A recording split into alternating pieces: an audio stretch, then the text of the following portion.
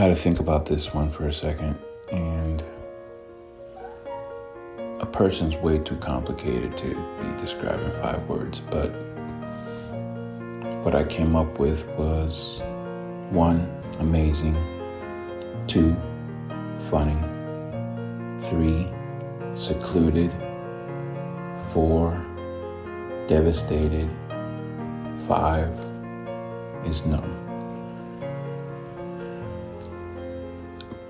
I just think everyone's on both sides of the fence. You're in the dark and in the light, and we come up with our own shade by mixing the two, and they're constantly mixing back and forth.